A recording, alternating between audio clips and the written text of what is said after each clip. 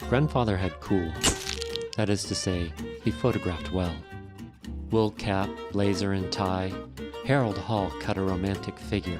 Turned out as a kind of 1920s Jack London, a man of the world.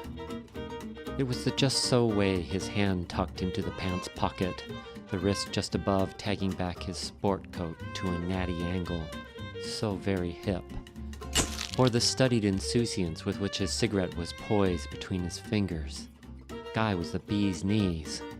While most striking of all, leaning against a post as one would lean against a future that is rolling out like a red carpet, Harold had a way of staring off in the distance as if something important existed just over the horizon, something waiting just for him. In a time before the ubiquitous family camera, the Kodak snapshot, my grandfather struck everyday poses like a movie star. The problem with the man striking film star-like appearances is that the real-life movie of Harold Hall might well have been titled The Lousy Husband and Father. The man may have looked devil-may-care, but as a husband and father, he was simply the devil. A heavy drinking man, Harold tore into his wife. As soon as his eldest son was old enough to defend his mother, the boy became object to the blows. Sullen and mean, Harold was a junkyard dog, snapping and barking and biting at anything that moved in his territory. Quite possibly he objected to his role as husband and father and dreamed of missing glamour.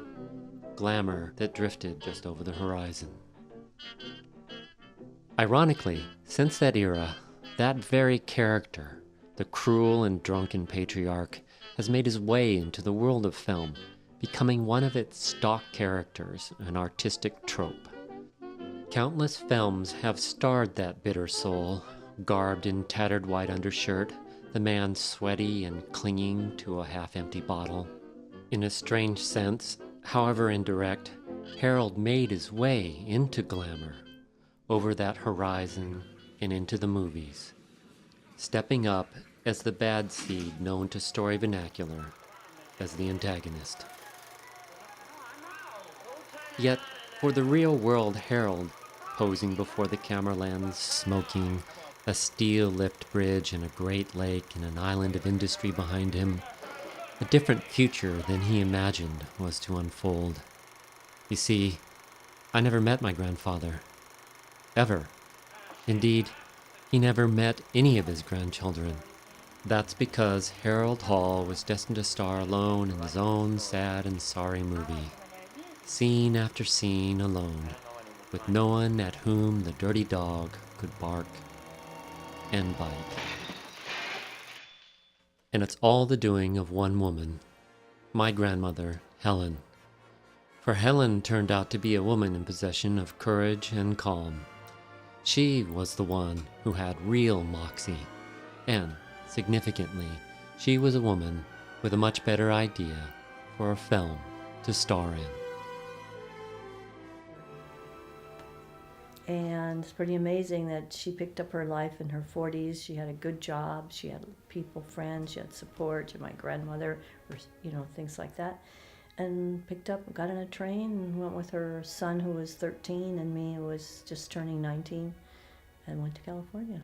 I finally found this place in Hollywood, a little duplex, a little stucco building, very typical Hollywood, very cute. It was a nice little California street with palm trees, and it was in Hollywood. I had Hollywood for an address.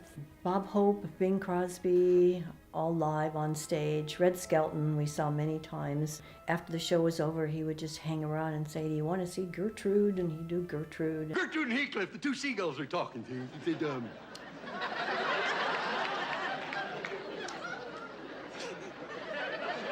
She says, "Well, it looks like everybody's tightening their belts." He says, "They sure are. Did you hear about Willie the Skunk's kid? Left. Willie wouldn't give him a cent." And my mom got on that train to go to Southern California with her family. She fulfilled a dream she'd had since she was a young woman, to move to California. In the year of 1951, Helen undertook to do something that women of the time mostly did not do. A single mom with kids, she weighed anchor for the land of TV, film, and radio stars, and she never looked back. Her children grown and married with kids, Helen lived alone, comfortable in a duplex near Sunset Strip, girdled by the distant sound of motorcycles, commerce, and fame. A job well done. Her family embarked on bustling lives in a tumultuous decade.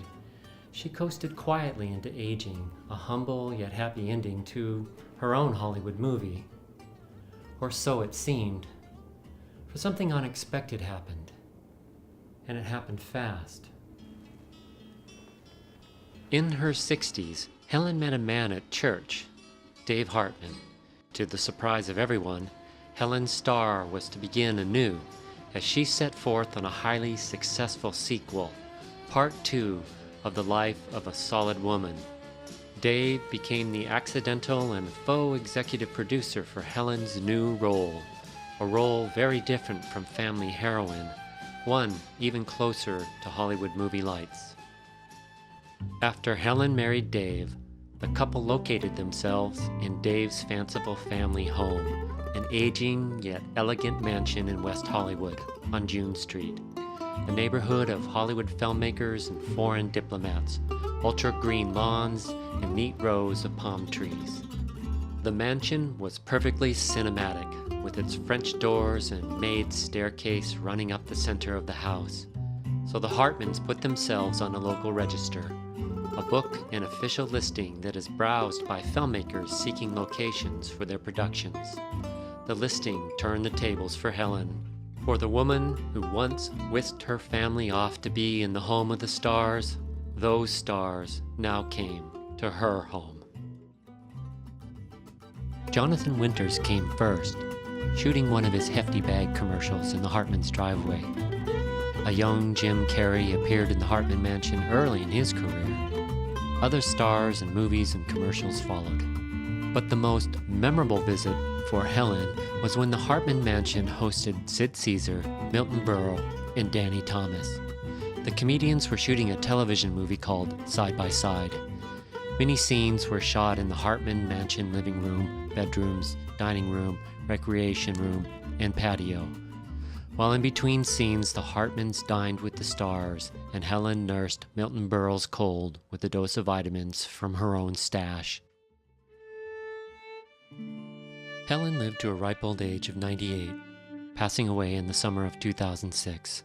However, Helen's brush with celebrity was not yet over. There was to be another sequel, Part 3.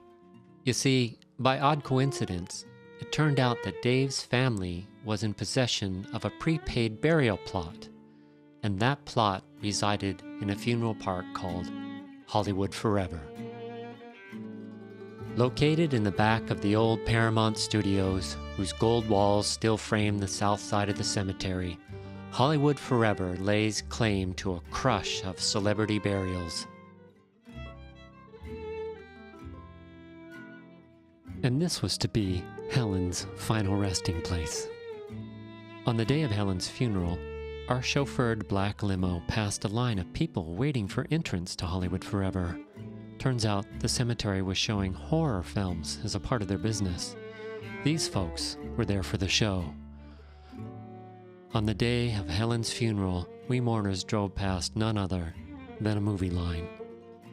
Sunday, August 13th, 2006. We buried Helen among the stars.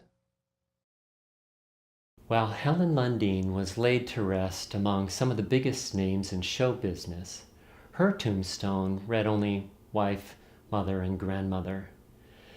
Yet Helen still measures up, for she was a heroine in the most important of shows. The role she played took our family story far from that junkyard dog and his dark shadow, so that we could all star in a much better film.